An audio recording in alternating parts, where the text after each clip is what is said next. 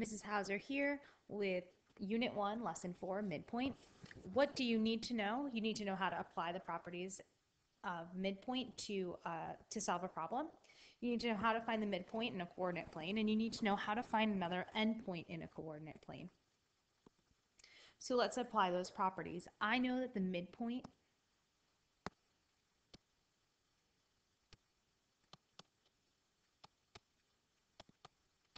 cuts these segments into two congruent pieces. Okay, so I have two congruent pieces.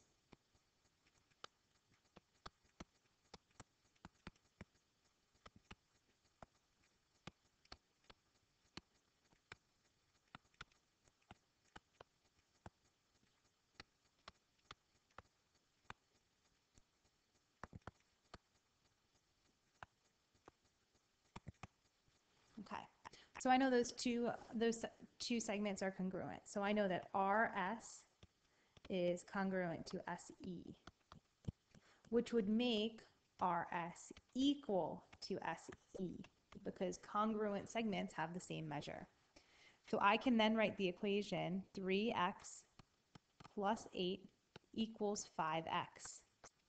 I can subtract 3x from each side, and I would get that 8 is equal to 2x. I'd solve and get x is equal to 4. But I'm not done here. I have to get RS and SE. Well, I know that the measure of RS is equal to 3x plus 8.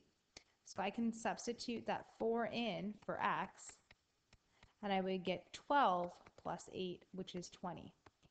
So now I know that RS is equal to 20. SE should be equal to 20, but I'll substitute in just in case. 5 times 4. I also get 20 here, so that's good, which would make all of RE 40 by use of the segment addition postulate. Another question, we have to draw the picture. So if O is the midpoint of NP, so what I'm going to do is start by drawing segment NP and making O my midpoint, which means that NO is congruent to OP. And I know that OP is equal to 2x plus 8. I also know that NP is equal to 40. There are two things I can identify here. I can either say that NO would have to be the same as OP, so it would be 2x plus 8. Or I can look at the whole length, which I'll do in a second. So if I identified that NO had to be the same as OP, I could then write the equation 2x plus 8 plus 2x plus 8 equals 40. And I find that equation by use of the segment addition postulate. I combine like terms and I get 4x plus 16 equals 40. I subtract 16 from both sides and I get 4x is equal to 24, or x is equal to 6. The other way I could have done this problem is to say that I know that this half of that 40 is 20. So if NP is equal to 40, OP must be equal to 20.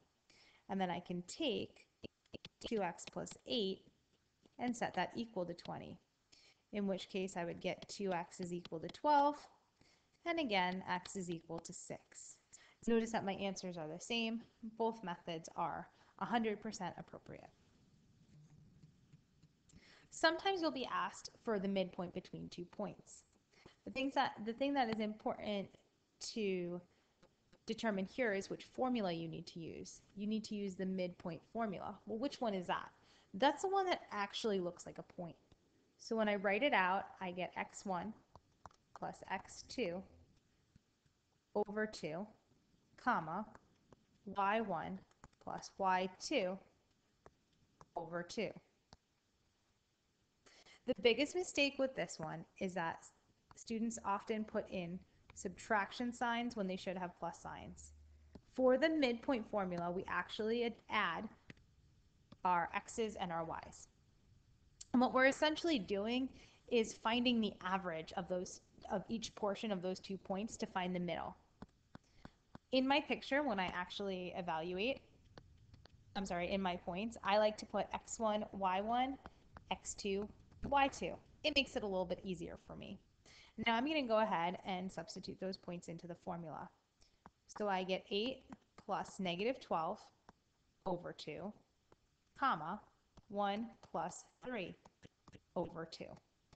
I'm going to simplify that down. 8 plus negative 12 is negative 4, and 1 plus 3 is 4. Then I'll divide out by 2, and I'll get negative 2, comma 2. This is the midpoint. Because it's midpoint and it contains the word point,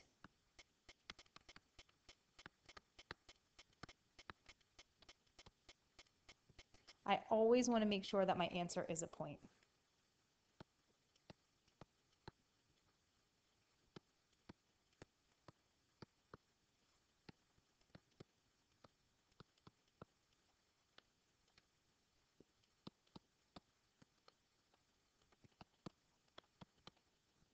Okay. Now let's look a little bit at an example where I have to find an endpoint. In this example, they give me 2 points. They tell me B is the midpoint, which is important to note, and they want me to find J. So I'm going to go ahead and graph negative 2, negative 5, label it. I'm going to graph 3, negative 1, and label it. I'm going to highlight the one that's my midpoint. When I like to think of midpoint as being halfway there.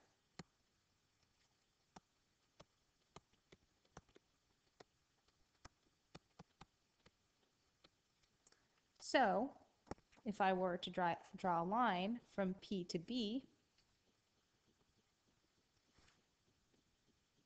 I can now count how much I went up and I went over, because I want to do the same thing because I've only gone halfway.